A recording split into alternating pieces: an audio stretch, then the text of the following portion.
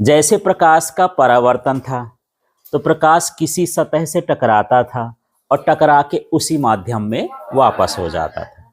इसके लिए हम क्या करते थे कि प्रकाश सतह से टकराता था तो उस पार नहीं जाता था उसके, है ना, वहीं से टकरा के वापस हो जाता था। और जैसे हम दर्पण भी बनाते थे तो कांच के पीछे क्या लगाते थे, एक पर्दा लगाते थे, है ना, एक चमकीली पॉलिश लगा देते थे ताकि प्रकाश इस पार से उस पार न जा पाए। तो उसमें भी क्या होता था, परावर्तन। अब मान लो जैसे यहाँ पर ही है, ये चश्मा रखा हुआ है, अब इसमें प्रकाश आर पार जा सकता है ना, हमारे बीच में हवा है उसके भी प्रकाश आर पार जा सकता है, ठीक है। इसी तरह से पानी होता है उसके भी प्रकाश आर पार जा सकता है, और इसी तरह से हीरा होता है उसके भी प्रकाश आर पार जा सकता है।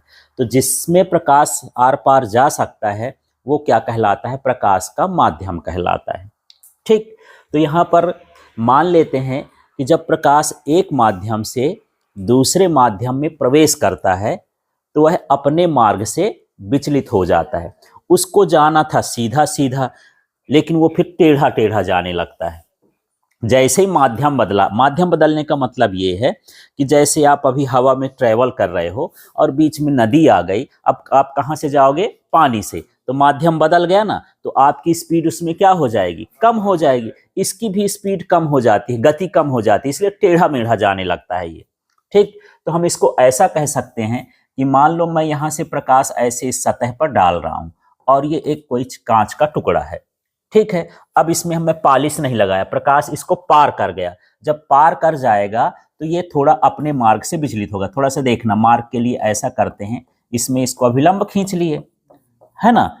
अब ये जो है इधर की ओर, अंदर की ओर क्या हो जाएगा, झुकेगा या बाहर चला जाएगा। वो कंडीशन पर डिपेंड करता है कि कब बाहर जाएगा कब अंदर जाएगा, अभी बात करेंगे उसकी, ठीक है। तो चलो यहीं से परिभाषा कर लेते हैं। ये एक माध्यम हो गया कि जब प्रकाश एक माध्यम से दूसरे माध्यम में प्रवेश करता है तो अपने मार्ग से विचलित हो जाता है। विचलित का मतलब देखो, यदि मैं सीधा खींचता तो इसका मार्ग ये ना होता, तो क्या वो सीधा गया, नहीं, अपने मार्ग से या तो उधर जाएगा या इधर चला जाएगा। तो इस घटना को हम बोलेंगे प्रकाश का अपवर्तन, ठीक है। अब ये कब इधर जाता है कब उधर जाता है उसकी बात कर लेते हैं। तो यहाँ पर माध्यम में कैसे होते हैं, सघन और विरल। विरल का मतलब होता है जब कण कैसे हो, दूर दूर हो, ठीक है। और जब कण पास पास हो तो क्या होता है, सघन। जैसे मैं हवा और पानी की तुलना करूं तो कौन विरल है यार, हवा, और पानी क्या है, सघन। फिर उसके आगे और कांच की बात करूं तो कांच क्या है, और सघन है, ठीक है। फिर हीरे की बात करूं तो और सघन है। तो इस तरह से सघन कहलाता है। जिसमें अणु बहुत पास पास होते हैं उसको सघन, और जिसमें दूर दूर हो उसको क्या कहते हैं, विरल। तो माध्यम कितने तरह के हो गए, कौन कौन से, सघन और विरल। तो ऐसा मान लेते हैं कि जब विरल माध्यम से, यहाँ पर कौन सा माध्यम हो जाए, विरल, प्रकाश सघन माध्यम में जाता है तो वो अभिलंब की ओर झुक जाता है। इसमें मैं 3 लाइन बनाया हूं। जो किरण आ रही है ये है आपतित किरण, उसमें भी आपतित थी, आने वाली किरण को क्या बोलते हैं, आपतित। और ये जो यहाँ अपवर्तन हो गया इसका नाम क्या हो गया, अपवर्तित किरण। ये कौन सी किरण हो गई, हाँ, आपतित किरण। और ये कौन सी हो गई, अपवर्तित किरण। और यहाँ पर ये जो हम इस सतह पर लंब खींचे हैं ये क्या कहला गया, अभिलंब। ये काल्पनिक रेखा होती है, इसमें जबरदस्ती केवल कोणों को बताने के लिए हम अभिलंब खींचते हैं, ठीक। तो ये अभिलंब की ओर क्या हो गई, झुक गई। कब झुकेगी, हाँ, जब विरल से किस में आएगी, सघन में। अब ऐसा सोचें कि यहाँ पर ऐसा ले लेते हैं कि यहाँ पर मैं ले लेता हूँ, मान के चलो कांच, यहाँ क्या ले लिया, कांच, और यहाँ क्या ले लिया, मान लो हवा, वायु, ठीक है। कौन विरल है कौन सघन है, हाँ, वायु क्या है, विरल, और ये क्या है, सघन, ठीक है। इसमें मान लो मैं किरण डाला तो ये कहां से जा रही है, सघन से, किस में जा रही है, विरल में। क्या होगा यार, हाँ, ये अभिलंब है तो ये अंदर नहीं आएगी, इससे इधर की ओर जाएगी। इसका मतलब ये है कि यदि मैं यहाँ पर 30 अंश का कोण बनाऊं तो हो सकता है इससे ज्यादा बनेगा, मान लेते हैं कितना बनेगा, 45, ठीक। तब जब प्रकाश किरण सघन से विरल में जाती है तो अभिलंब से दूर हटती, मुड़ती तो हम बोले विचलित होती है। विचलित होने का मतलब अपना इस रास्ता चेंज करती है, तो रास्ता क्या, ये दूर चली जाएगी। अब मैं दूसरी कंडीशन ऐसे ले लेता हूं कि मान के चलते ऐसा करते हैं, ऊपर हो गया विरल, विरल का मतलब मैं ले लेता हूं जैसे वायु, ठीक है, और नीचे क्या हो गया सघन, और इसको मैं मान लेता हूं कि ये क्या है कांच। अब प्रकाश किरण कहां से आएगी, वायु से, किस में आएगी, कांच में, तो यहां पर इस तरह से आएगी ना ये। अब ये अभिलंब से दूर जाएगी कि पास आएगी, है ना। अभिलंब कौन है, ये जो बीच की लाइन खींचे है ना, तो इधर की ओर मोड़ना है। जैसे इसको जाना था ऐसे ऐसे, यदि मैं इसको ऐसे ऐसे बना दूं, ये ओरिजिनल रास्ता ये है, पर इधर न जाके ये कैसी जाएगी, थोड़ा अंदर की ओर झुक जाएगी। मान लो ये 30 डिग्री है, तो ये हो सकता है कि ये 15 डिग्री बने, 20 डिग्री बने, उससे क्या बनेगा कम। इसका ओरिजिनल रास्ता ये है, ठीक है। तो ये थोड़ा दूर हट गई और ये थोड़ा क्या हो गई, पास आ गई। समझ में आ गया। तो चलिए फिर से परिभाषा करते हैं। प्रकाश का अपवर्तन क्या है, जब प्रकाश किरण एक माध्यम से दूसरे माध्यम में प्रवेश करती है तो अपने मार्ग से विचलित हो जाती है। इस घटना को प्रकाश का अपवर्तन कहते हैं। समझ में आ गया, ठीक है। ये अलग से पॉइंट है कि जब प्रकाश विरल से सघन में प्रवेश करता है तो अभिलंब की ओर झुक जाता है, और जब प्रकाश सघन से विरल में जाता है तो अभिलंब से, हाँ, इस कंडीशन में यहां पर देखते हैं कौन सा कोण कहलाता है, इसको बोलते हैं आपतन कोण। परिभाषा क्या बोलोगे, आपतित किरण और अभिलंब के बीच का कोण क्या कहलाता है, आपतन कोण। और ये जो होता है ये होता है अपवर्तन कोण। उसमें परावर्तन कोण होता था, इसमें क्या है अपवर्तन। इसका नाम लो, अभिलंब और अपवर्तित किरण के बीच का कोण क्या कहलाता है। तो मान लो जब प्रकाश विरल से सघन में जाएगी तो किसका मान ज्यादा होगा, आपतन का कि अपवर्तन का। फिर से सुनो, यदि प्रकाश किरण विरल से कहां जा रही है, सघन में, तो किस कोण का मान अधिक होगा। हाँ, यहां पर ये वाला जो है ना आई है, और ये वाला क्या है आर है। कौन बड़ा दिखता है, आई, माने आई का मान आर से क्या होता है, बड़ा। कब, हाँ, जब विरल से सघन में जाएगी। हमेशा ये समझो विरल का कोण बड़ा ही होता है। विरल का कोण कैसा होता है, बड़ा। हाँ, जैसे ये सघन से कहां जा रही है, वायु में, तो ये वाला क्या है आई, ये वाला क्या है आर। कौन बड़ा है यार, कौन छोटा है ना।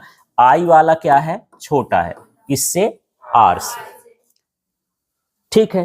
तो जो भी कोण विरल में होगा उसका मान क्या होगा, अधिक। जैसे यहां पर आर वाला किस में है, विरल में, तो इसका मान क्या है, अधिक। माने विरल में कोण अधिक होता, चाहे वो आपतन कोण हो चाहे अपवर्तन कोण हो, ठीक। अब यहां पर विचलन हमको निकालना है कि कितना हुआ, तो विचलन को हम दर्शाते हैं डेल्टा से, और ये डेल्टा बराबर होता है आई माइनस आर। मॉड लगा दिया है, माने हम प्लस माइनस नहीं निकालते। जैसे देखो आई का मान क्या कितना है इसमें, 30, तो ये हो गया 30।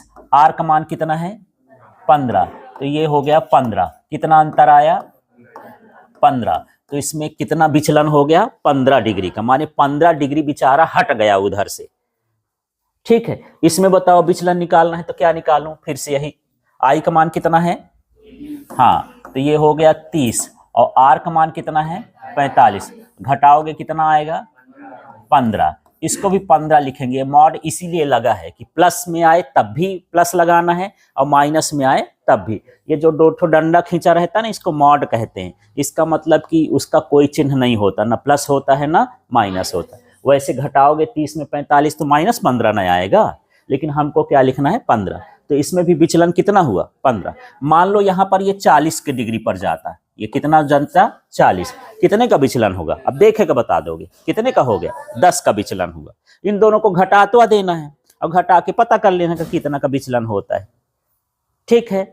इस तरह से आए। विचलन का मतलब ये है कि जैसे मैं इस रास्ते से जा रहा था लेकिन मुझे कुछ सामने दिखा तो मैं मुड़ गया, तो कितना मुड़ा वो उसका क्या कहलाया, विचलन, ठीक। अपने रास्ते से कितना भटका, ठीक है। कभी कभी आप जाते हो, रास्ता भटक जाते हो, फिर आपको जाना था इधर और 2 किलोमीटर उधर निकल गए, तो माने फिर लौटोगे वहां से, तो 2 किलोमीटर आप भटक गए, माने आप वहां क्या हो गए, विचलित हो गए। तो आपके विचलन का मान कितना हो गया, 2 किलोमीटर। अब हम यहाँ किलोमीटर में न मान के किस में मान रहे हैं, कोण में, ठीक है। बस इतना से अंतर है, ठीक है। तो इतनी चीज क्लियर हो गई। अब यहाँ पर इसका नियम भी होता है, जैसे हम लोग परावर्तन के नियम पढ़े थे उसी तरह से यहाँ पर किसके हैं, अपवर्तन के नियम। ठीक है, तो अपवर्तन का जो पहला नियम है इसको स्नेल का नियम भी कहते हैं। कभी कभी परीक्षा में अपवर्तन नहीं पूछता, यही पूछ दिया कि स्नेल का नियम लिखिए। ठीक है, तो स्नेल का नियम क्या है, यहां पर होता है म्यू बराबर sine i upon sine r, ये सूत्र होता है, इसी सूत्र को पढ़ना है। पर ये म्यू क्या है, साइन क्या है, आई क्या है, साइन आर, इनका नाम वाम जान ले तो परिभाषा सरल हो जाएगी। तो ये जो म्यू होता है ये माध्यम का अपवर्तनांक होता है। अभी मैं बताया कि जब प्रकाश किरण एक माध्यम से दूसरे माध्यम में जाती है तो उसका वेग कम हो जाता है, वेग बदल जाता है। जैसे मैं अभी साइकिल की बात कर रहा था कि आप साइकिल बढ़िया चिकनी रोड में चलाओ तो उसका वेग कुछ अलग होगा। अब सामने रेत आ जाए, अब उसमें चलाओ, उसमें वेग क्या हो जाएगा, कम हो जाएगा। ठीक है, तो यहाँ पर ऐसा मान लेते हैं कि जैसे प्रकाश की चाल हवा में जो होती है 3 गुणे 10 की घात 8 होती। ठीक है, और जब प्रकाश में जाता है ये जो कांच के अंदर घुस गया, किस में है, वायु में, ये किस में घुसा, कांच में, इसका वेग घट जाता है, ये हो गया 2 गुणे 10 की घात 8। अब ये कट जाएगा और कितना भाग करोगे, कितना आ गया, 1.5, ये अपवर्तनांक कहला गया। माने पहले माध्यम में प्रकाश की चाल और दूसरे माध्यम में प्रकाश की चाल के अनुपात को क्या कहते हैं, अपवर्तनांक। अपवर्तनांक से ये पता चलता है कि कौन कितना सघन है। जो जितना सघन माध्यम होगा उसका अपवर्तनांक उतना ही अधिक होगा। जैसे वायु का मानते हैं अपवर्तनांक 1 है ना, ये किसका हुआ, वायु का, और पानी का हो जाएगा 1.3, तो थोड़ा उससे सघन है ना, 1.3 आ गया। कांच का कितना हो गया, 1.5, और जो हीरे का होता है वो ज्यादा होता है, 2.4। अब बताओ, अपवर्तनांक देख के बताओ कि कौन अधिक सघन है, हीरा, और सबसे विरल कौन है। तो किसमें प्रकाश सबसे ज्यादा चलता होगा, वायु में सबसे ज्यादा तेज चलता होगा, किसमें सबसे कम चलता होगा, हीरा में। जितना सघन होगा उसके अंदर उसकी स्पीड उतनी ही क्या हो जाएगी, कम हो जाएगी। उसी को हम क्या बोलते हैं, अपवर्तनांक। तो ये एक तरह का अनुपात होता है। ठीक है, तो इसको म्यू से भी दर्शाते हैं और इसको एन से भी दर्शाते हैं। अभी आप सूत्र लिखे हो तो N21 लिखे हो या N12 लिखे होगे, तो ये एन से भी अपवर्तनांक को दर्शाया जाता है और किससे भी, म्यू से भी।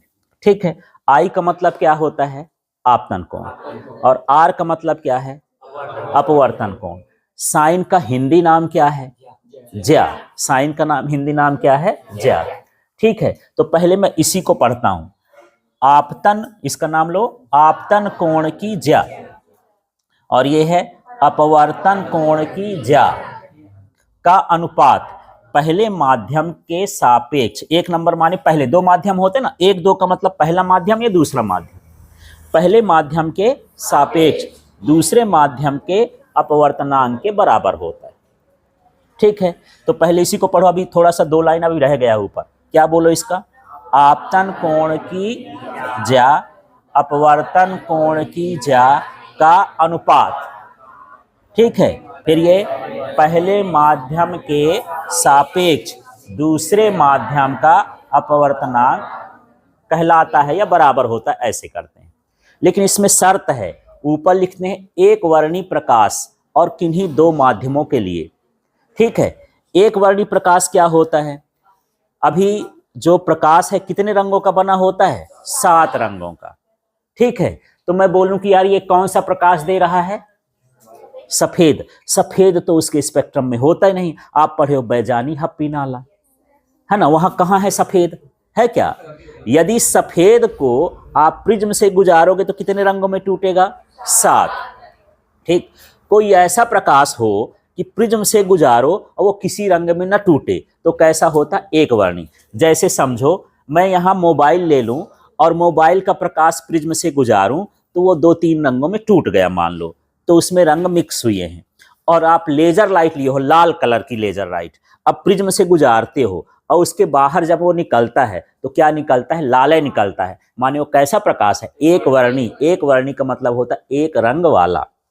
एक वर्णी प्रकाश का मतलब क्या हो गया, एक रंग वाला। मान लो आप हरा प्रकाश प्रिज्म से गुजारे और गुजरने के बाद हरे निकलता है तो वो कैसा प्रकाश है? एक वर्णी। और मान लो हरा प्रकाश निकाले, डाल रहे हो प्रिज्म से, और उससे निकलने के बाद हरा भी निकल रहा है, पीला भी निकल रहा है, लाल भी निकल रहा है, तो एक वर्णी नहीं है। ठीक है, तो एक वर्णी का मतलब क्या हो गया? एक रंग वाला। तो ये किसके लिए सत्य होता है कि हमको जो प्रकाश लेना है वो कैसा प्रकाश हो? एक वर्णी। तो ये किसके लिए है? एक वर्णी प्रकाश। ठीक है, तो चलो परिभाषा करते हैं। अभी स्नेल का नियम क्या हो गया? एक वर्णी प्रकाश के लिए आपतन कोण की ज्या और अपवर्तन कोण की ज्या का अनुपात पहले माध्यम के सापेक्ष दूसरे माध्यम के अपवर्तनांक के बराबर होता है। ये कौन सा नियम हो गया? स्नेल का नियम। और ये सूत्र लिख देंगे। ठीक है, दूसरा नियम उसी के जैसे है कि यहाँ पर कौन सी किरण? आपतित किरण और अपवर्तित किरण और अभिलंब एक ही तल पर होते हैं। ठीक है, इसमें होते हैं एक ही तल पर। मतलब यह है कि ऐसा नहीं होता कि आपतित किरण यहाँ पड़े, जैसे मान लो ये कहाँ गया ये चश्मा, चश्मे में ऐसा है कि आपतित किरण यहाँ पड़ रही है तो अपवर्तित किरण भी यहीं होगी, अभिलंब भी इसी में होगा। ऐसा नहीं कि दूसरे के चश्मे में पहुंच जाएगा। जिस सतह में आपतित किरण होगी उसी सतह में अपवर्तित किरण होगी, उसी सतह में क्या होगा? अभिलंब। एक ही तल में स्थित होते हैं। ठीक है, समझ में आ गया? तो चलो अब इसको थोड़ा सा हल्का रिवाइज करते हैं। आप लोग से अब मैं पूछूंगा तो आप लोग अब ध्यान से सुनना और बताना। एक बार बता दूं, ठीक, फिर पूछता हूं। नहीं लिखना उखना कुछ नहीं, ऐसे ओरल होगा। अब पूछूंगा मैं, है ना? तो प्रकाश का अपवर्तन क्या कहलाया? जब प्रकाश एक माध्यम से दूसरे माध्यम में प्रवेश करता है तो अपने मार्ग से विचलित हो जाता है। ये गलत परिभाषा है। अच्छा, क्योंकि ये गलत इसलिए है, इसको ऐसा होना चाहिए कि जब प्रकाश एक माध्यम से दूसरे माध्यम में प्रवेश करता है तो उसका वेग परिवर्तित हो जाता है। कभी कभी ये विचलित भी नहीं होता। समझना कब विचलित नहीं होगा? जब आप 90 डिग्री पर ऐसा डालोगे, ये आपतित किरण है और ये क्या है? अपवर्तित किरण है। जैसे आई वैसे गई, अपने मार्ग से टेढ़ी मेढ़ी हुई, विचलित नहीं हुई, तो क्या अपवर्तन नहीं हुआ? अपवर्तन की परिभाषा तो ये कहता है कि अपने मार्ग से विचलित हुआ, तो विचलित नहीं हुआ, तो परिभाषा गड़बड़ ना हो गई, है ना? यहां पर एक माध्यम से दूसरे माध्यम में जा रहा है, इसका वेग बदलता है। जैसे ये मान के चलो ये 3 × 10⁸ मीटर प्रति सेकेंड है, इसके भीतर गए तो सीधा गया, पर इसकी स्पीड कितनी हो गई? 2 × 10⁸ मीटर प्रति सेकेंड। मान लो कांच के अंदर गया तो, लेकिन विचलित नहीं हुआ। जब हम तिरछा डालेंगे तब विचलित होगा, 90 की डिग्री पर डालेंगे तो विचलित नहीं होता। और जैसे वहां पर यदि आपतन कोण, आपतित किरण लंबवत आपतित हो तो आपतन कोण का मान 0 होता है। यहां भी कितना होता है? 0 होता है ना? पर आप अब परिभाषा को मत सुधारना, जो आपके बुक में है और यहाँ वहां पढ़ते जा रहे हो वही समझ लेना। पर ओरिजिनल में यही परिभाषा होना चाहिए कि जब प्रकाश एक माध्यम से दूसरे माध्यम में प्रवेश करता है तो उसका वेग बदल जाता है। इसे हम क्या कहते हैं? अपवर्तन। ठीक है, पर अब इसके हिसाब से तो विचलन में तो यही 2 ठो आ जाएगा। ये तो फिर आउट हो गया यार, इसमें तो विचलन नहीं हुआ इस परिभाषा के हिसाब से।